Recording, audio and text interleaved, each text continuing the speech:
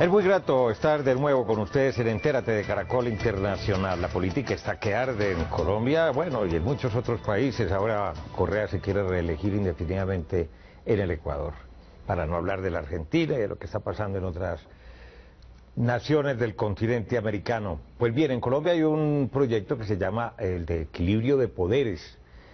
Después de una serie de experiencias que han resultado nefastas en lo que tiene que ver con la presentación de listas, con el tema de la reelección presidencial y también la posibilidad de que se reelijan, por ejemplo, procurador, contralor y por qué no fiscal, ¿no? Eso hace carrera. Para hablar de lo que está pasando y de si la fiscalía se ha politizado o no, o si el fiscal ha ido un poco más allá de aquellas funciones que le son propias y que le corresponden, pues hemos invitado a tres prestigiosos dirigentes colombianos. Él es vicefiscal general de la Nación, el doctor Francisco José Cintura, académico, analista, un hombre muy versado en temas de derecho constitucional y penal.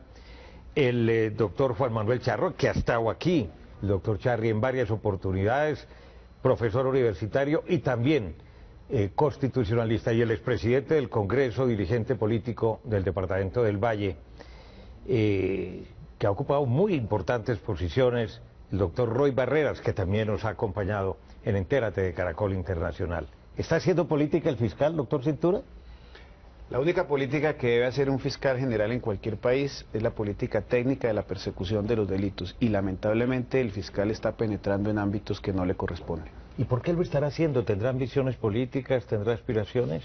Realmente eso es especular un poco con el tema. Yo no me atrevería a hacerlo porque el fiscal es un excelente académico, un connotado profesor universitario, prestigioso penalista. No me atrevería a especular sobre el tema. Las mejores universidades de Colombia y del exterior. Y de Alemania, ¿no? claro que sí. Pero pues lamentablemente está incurriendo en una serie de desafueros verbales en temas que no le corresponden, que no son. Pongamos un ejemplo para que los televidentes entiendan realmente en qué se le puede haber ido la mano. Decir, por ejemplo, que el Tribunal de Aforados como propuesta es una nueva toma de la justicia, me parece que es un exabrupto y es una falta de cuidado y de control. Doctor Roy Barreras, ¿usted como congresista se sintió agraviado por el doctor Montealegre? Darío, yo no soy objetivo en este asunto porque Eduardo Montealegre ha sido un hombre, desde antes de ser fiscal, defensor de la paz. Nos acompañó en la construcción del marco para la paz, coordinó las mesas que en ese momento convocamos antes de que se hiciera público el proceso. Y ha sido defensor de esa tesis que me parece la más noble. Creo que es un hombre bien intencionado, creo que es un hombre de espíritu democrático. Sus declaraciones de estos días fueron exabruptos, es la verdad. Yo creo que hay funcionarios en Colombia y en el mundo que meten la mano, el fiscal no porque es un hombre honesto, hay otros que meten la pata, el fiscal no porque es un hombre inteligente. Y hay unos que se van de la lengua por exceso de apasionamiento. El fiscal sí. Yo creo que eso es lo que le pasa a él, se apasiona demasiado con los temas. Y por supuesto lo que dijo frente al Congreso, pues es una exageración. Claro, él dijo, recordemos, que era una especie de revancha realmente del Congreso frente a la justicia. Por la parapolítica, pero imagínese el contrasentido. El origen de la proposición, que seguramente compartiremos ahora con los televidentes de América Latina aquí en Entérate, es de una senadora del Partido Verde, reconocida porque ha sido una investigadora en contra de la parapolítica. Entonces acusarla a ella de cómplice de la parapolítica y al Congreso entero de la segunda toma al Palacio de Justicia es grandilocuencia, por decirlo menos. Pero creo que hay que pasar esa página y construir una reforma de equilibrio de poderes que sí hace falta en Colombia. Esas declaraciones son una prueba de que sí hace falta equilibrio de poderes en Colombia. Bueno, doctor Charri, realmente esa salida de tono, por tratarlo con suavidad, del doctor Montealegre, en contra del Congreso como un todo, una institución tan respetable, autónoma, que merece realmente, pues estamos en una separación de poderes. ¿A dónde va? Además lo hizo en un tono como de candidato, completamente grandilocuente, como de plaza pública. Yo no lo sé, pero creo que estamos viviendo una transformación, a mi juicio, equivocada de la institucionalidad y de la actividad política. El antecedente es Gustavo Petro, que convocó a la plaza pública para unos escenarios judiciales y de control.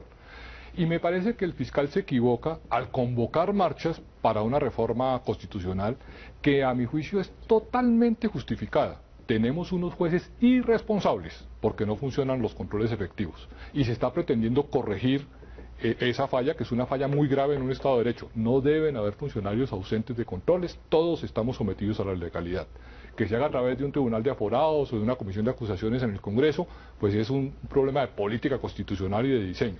Pero me parece que la propuesta va bien encaminada y que la reacción fue desproporcionada y equivocada. Ahora, eso del Tribunal de Aforados, que fue lo que no le gustó realmente al doctor Eduardo Montealegre, fiscal general de la Nación, porque de alguna manera pierde control. Él no quiere que nadie, independientemente de cómo se llame, todos los funcionarios y todos los colombianos necesitamos quien nos controle, quien nos vigile, quien nos fiscalice, empezando por el propio fiscal, porque así se llama.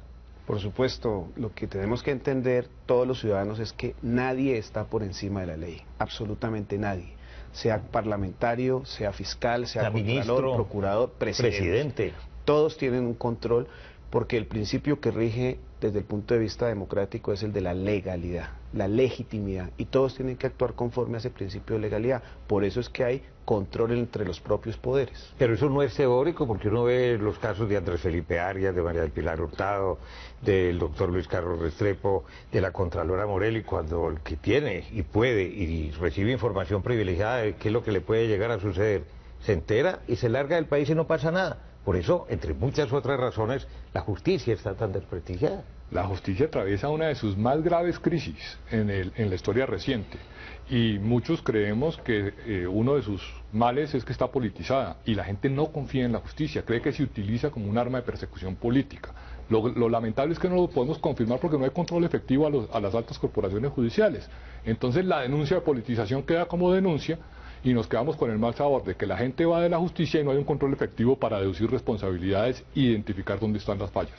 Y sabe, Darío, que puedo imaginarme a sus televidentes diciendo, bueno, y esta cosa del Tribunal de Aforados a esta hora aquí, que yo estoy en mi casa, en mi cama, y que es ese ladrillo que me están presentando.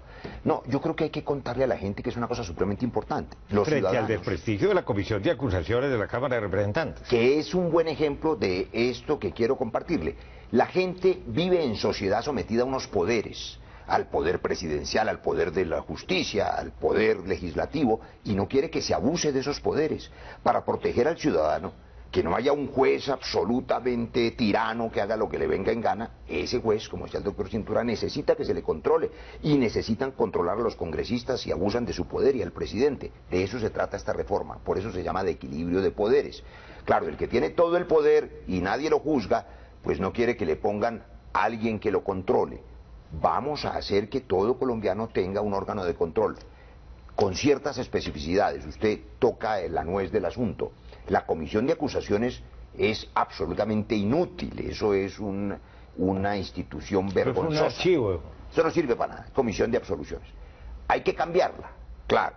Y hay que tener en cuenta que se necesitan personas idóneas, capaces, juristas, penalistas, capaces de instruir los procesos y entender el derecho para ver si violaron la ley o no esos aforados, el propio fiscal, el procurador, el contralor, los magistrados de las Cortes.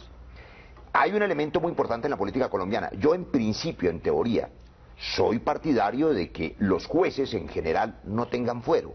Pero en Colombia hay una circunstancia que usted informó muchísimo a través de los medios de comunicación, el mundo la conoce. La Corte Suprema fue heroica en la lucha contra el paramilitarismo y la parapolítica.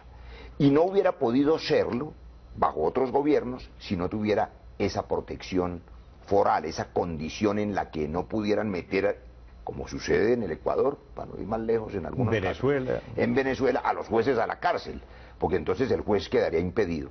Aquí sí necesitan una protección especial, por eso yo creo que hay que mantener esa protección, pero garantizar que puedan ser juzgados, instruidos, no en ese tribunal, que no es tribunal, porque la propuesta del gobierno dice que es un tribunal que no juzga, pues entonces no es tribunal, sino una comisión de instrucción probablemente especializada que pueda encontrar si hay mérito o no, para hacer luego el enjuiciamiento correspondiente en el Congreso probablemente. Doctor Cintura, usted que fue es fiscal, vicefiscal general de la Nación y fiscal encargado en algunas oportunidades, y que conoce la almendra política, lo que pasa en el Congreso, pero también del lado de la justicia, ¿cuál sería una fórmula equilibrada, ecuánime, realmente que deje bien parada la justicia y que los funcionarios sepan que tienen control, empezando por el propio fiscal general de la Nación, pero que tampoco estén a merced de los políticos que están en el Congreso de la República. Por el contenido de las declaraciones del fiscal general, al señalar que esta era una nueva toma de la justicia, y convocar a los jueces a que salieran a las plazas públicas a rebelarse contra esa propuesta, me parece que lo primero que hay que señalar es en dónde debe estar ubicada la Fiscalía. Ese es uno de los debates de fondo de la Administración de Justicia. Hoy la Fiscalía está ubicada en la rama judicial, hace parte de la rama judicial, y ninguna razón existe hoy ni justificación para que continúe siendo parte de la rama judicial. El debate que hay que dar hoy es si la Fiscalía debe pertenecer al Ejecutivo o debe ser un órgano independiente y autónomo. Ese es el debate de fondo. Ahí empieza el control. Si la Fiscalía pertenece al Ejecutivo, el control se hace dentro del Ejecutivo.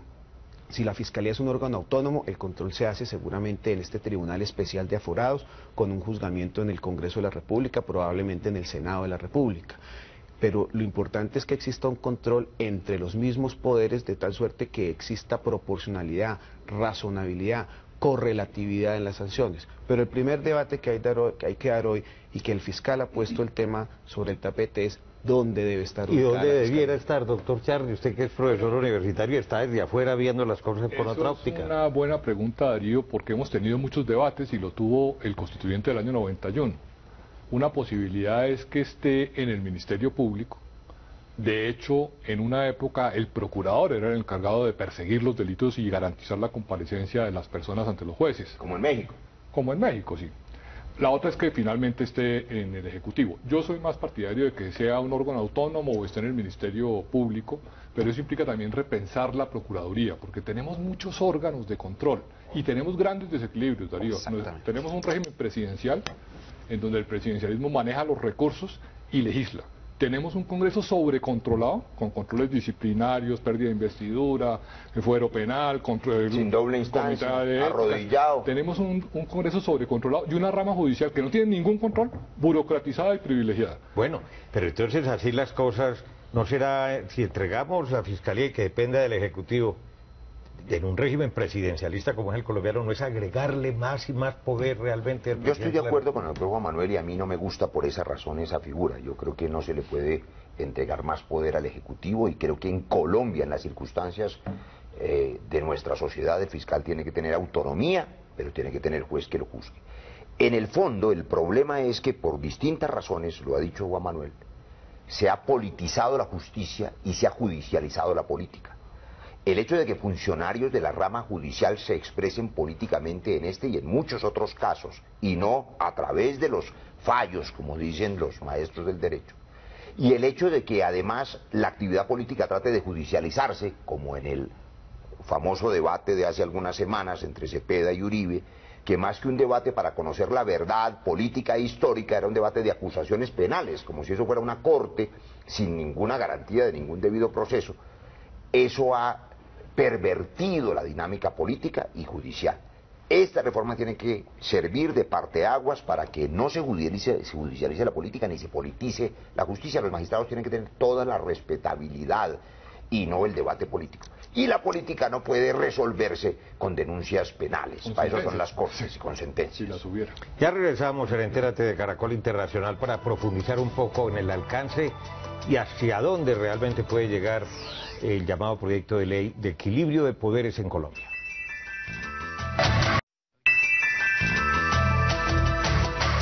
Regresamos en Entérate de Caracol Internacional. Esta es una reforma estructural, doctor Roy Barrera, la que empezó a estudiar el Congreso, ya se aprobó en la Comisión Primera del Senado de la República, primer debate, son 8, faltan 7, puede pasar mucha agua por debajo del puente todavía, o realmente son retoques para satisfacer una serie de... Le quiero decir sin duda que es una reforma estructural y de fondo, y voy a contarle esto.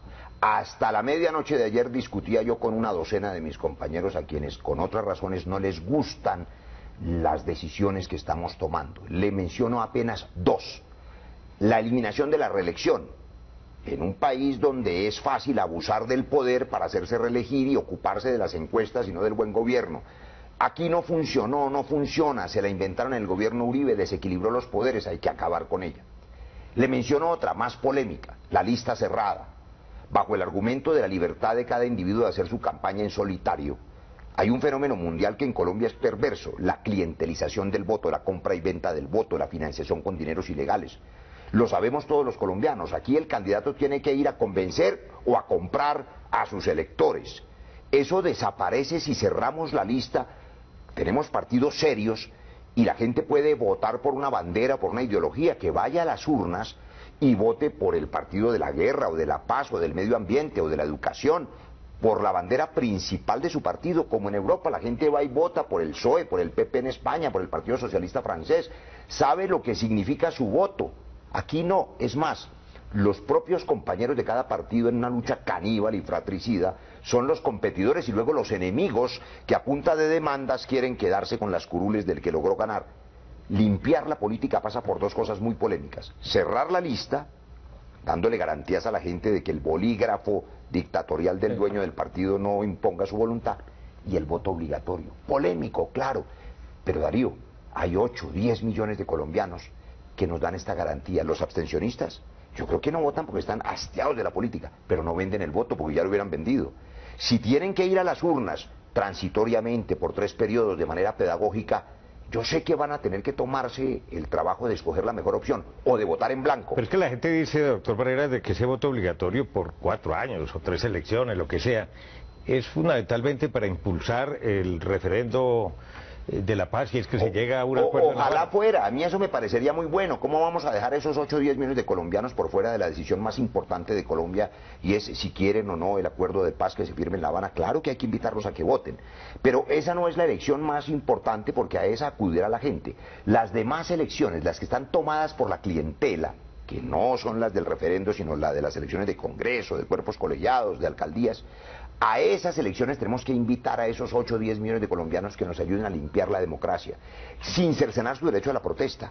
Si no quieren, porque no les gusta ninguna opción, todos los partidos les parecen malos, votan en blanco o devuelven el tarjetón sin marcar, lo que significa un voto nulo. Pero van a las urnas. Pero van a las urnas y le dan fuerza. Eso no es muy teórico, doctor Charri, o sea, sí sería deseable, pero aquí no hay la cultura política como para... En Colombia ha sido periódico el debate del voto obligatorio y nunca ha prosperado. Y cada cierto tiempo se repite y se repite. Y hay dos grandes grupos, unos que tienen los argumentos del senador Roy Barreras, en el sentido de que eso mejoraría la legitimidad, neutralizaría, haría cultura política, y otros que sostenemos, como es en mi caso, que somos amigos de las libertades, en que creemos que las deficiencias de los partidos y de los políticos no se le pueden trasladar al ciudadano con obligaciones y sanciones, en el sentido de que si incumple tiene ¿No con estímulos? Con estímulos y con cultura política y buena calidad de la política. Yo creo que estamos presenciando un deterioro de la calidad política inmenso. Como el de la justicia. Claro, estamos en una desinstitucionalización y en un decaimiento de la calidad de la gestión pública en todos sus frentes, que hay que mejorar. Esa es la respuesta y no las obligaciones al ciudadano. A ver, doctor Cintura, y además para preguntarle a usted, eso de la lista cerrada, volver a la época de Carlos Lleras, de Laureano Gómez y otros dirigentes políticos que sacaban bolígrafo a dedo, decían que me gusta, esta es la que me gusta y los demás no entran. Es que mire, usted preguntaba si este proyecto de equilibrio de poderes tiene futuro, es constructivo, es la solución. Realmente lo que aquí se está definiendo desde el punto de vista del control de los poderes es el control estrictamente político, el ejecutivo y el legislativo. Pero han visto hacia la rama judicial, realmente, salvo por el Tribunal de Aforados, aquí control de la rama judicial no hay, propuestas concretas no hay. ¿Qué pasa, por ejemplo, con las facultades nominadoras en las altas cortes? ¿Qué pasa con la carrera judicial, que es parte del control político de la propia rama judicial? No, aquí se han mirado entre el Ejecutivo y el Legislativo, pero lamentablemente frente a la rama judicial es muy poco lo que se ha trabajado. Sigue siendo la cenicienta de los poderes públicos. 3 cosas. Porque tenemos una reforma a la justicia, no es una reforma a la justicia. De equilibrio de poderes, pero sí, entre Ejecutivo y Legislativo. Pero también con el judicial. A ver, doctor Cintura, usted mencionó uno de los temas más gruesos de la reforma, que más polémica ha suscitado, el Tribunal de Aforados. Claro que toca la justicia. La eliminación del Consejo Superior de la Judicatura, que ha sido otro fracaso. A mí me parece que ese es un elemento que también hay que considerar. Claro, como no es una reforma a la justicia, hacen falta otros elementos. En mi opinión, la autonomía de la rama judicial a propósito de su presupuesto, para que no sea mendicante frente al Ejecutivo.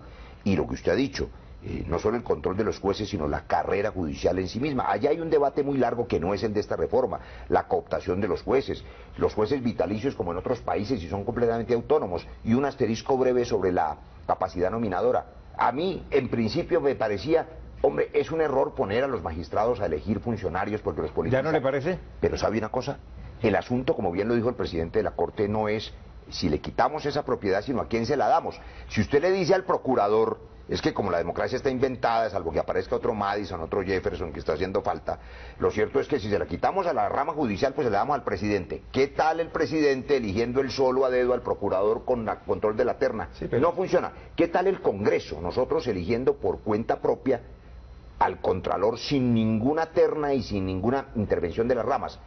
Le quiero decir que a mí me parece bastante más equilibrado el juego de las tres ramas en la construcción de esos órganos de control que entregárselos a una sola rama. Aquí duramos 1 año y medio sin fiscal general precisamente por esas angurrias de poder entre las altas cortes y entre en la propia Corte Suprema de Justicia.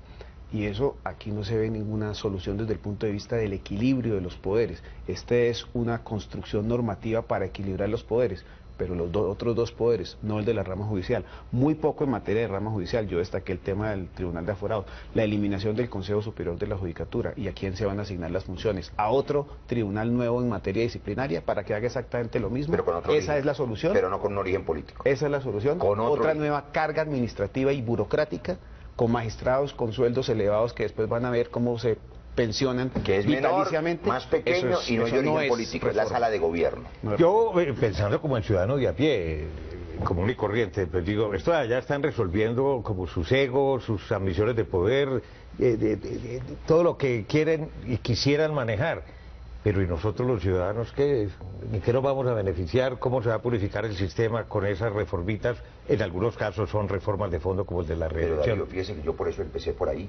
Si en algo beneficia esto al ciudadano es en garantizarle que no haya ni jueces autoritarios que abusen de su poder porque nadie los controle, ni congresistas abusadores que nadie eso no los pueden castigue. comprar como compran a los que sí votan en este momento la clase Pero eso política. sería como pensar que a los altos magistrados de las cortes los pueden comprar. Que o los también ha llevan habido decorados. casos, ¿no? Sí, los seres humanos desafortunadamente ahí somos corruptibles. Pero lo que es cierto es que esto sí beneficia al ciudadano si saliera bien. Si nosotros logramos depurar la política y evitar solo una cosa, la compra y venta de votos y la infiltración de dineros ilegales en las listas, que es un mal mucho más perverso que aquel de Carlos Lleras haciendo las listas, me parece que ya mejoraríamos la democracia. Yo no creo que el bolígrafo sea la solución. Hay mecanismos de democratización interna de los partidos, un debate que no es colombiano, Manuel lo conoce.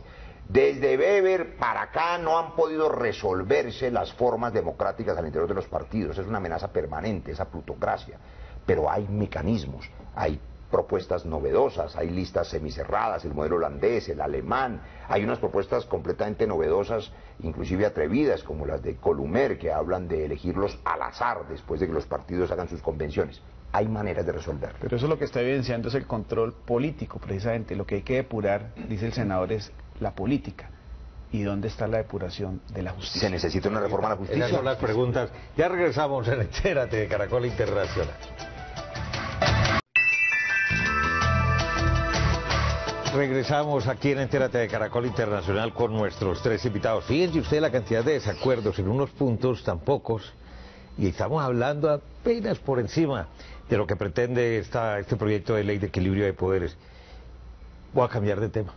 Es que le escuché algo al vicefiscal Cintura que me dejó estupefacto, y ustedes también se quedaron verdaderamente impresionados. Hablemos de la justicia como tal, de la aplicación de la justicia para el país. Y es que estamos a portas, entre este segundo semestre y el próximo año, de que salgan por cumplimiento de pena a la calle sin haber sido juzgados ni condenados, y en consecuencia no tendrá ninguna clase de antecedentes, cerca de 5.000 postulados a la Ley de Justicia y Paz. Le hace, escúchese, paramilitares, personas que estuvieron vinculados a frentes y a bandas criminales que cometieron cualquier cantidad de masacres y de delitos y de despojo de tierras, en fin. Apenas 80 o 90 realmente han sido condenados, de 5.600, de cerca de 6.000. ¿Eso qué va a significar, doctor Cintura? Eso lo que significa es el fracaso en la ejecución de la Ley de Justicia y Paz, el fracaso en la actividad investigativa por parte de la Fiscalía, la circunstancia de que más de 5.000 de estas personas que se postularon a esa Ley de Justicia y Paz no fueron ni siquiera objeto de acusación, por lo tanto no van a ser objeto de sentencia, por lo tanto no van a tener antecedentes penales, por lo tanto van a ser ciudadanos iguales a los demás para el ejercicio de sus derechos y de sus obligaciones. Incluso aspirar a alcaldías, a cargos de elección popular, incluso pretender llegar el día de mañana al Congreso dentro de... No van a tener objeciones, no van pero a tener. Volverán y que seguramente Hubo 30 volverán más 40 crecidos. tipos que eran Van a volver. Una desgracia me parece, y tiene razón usted en su pregunta y en estar estupefacto. Quedó tan mal hecha y tan mal planteada desde el origen esa Ley de Justicia y Paz, fruto de unas desmovilizaciones tramposas. Recordemos que era aún peor la ley que se propuso en su momento, que vinimos a conocer los colombianos después gracias a la Corte Constitucional, que finalmente fue la que la moderó un poco y puso algunas exigencias. Pero eso estaba previsto para que los señores paramilitares legitimaran su poder espurio derivado del narcotráfico, no para que las víctimas conocieran la verdad y fueran reparadas. Solo ahora, hace 4 años, pusimos a las víctimas en el centro, aprobamos una ley de víctimas y restitución de tierras, aprobamos un marco para la paz que privilegia los derechos de las víctimas. No hay verdad, no hay justicia. Con los paramilitares no. La habrá de aquí en vista de juzgamiento hay solamente un 6% de sentencias de condena que son las que evidencian la verdad, la justicia y la reparación.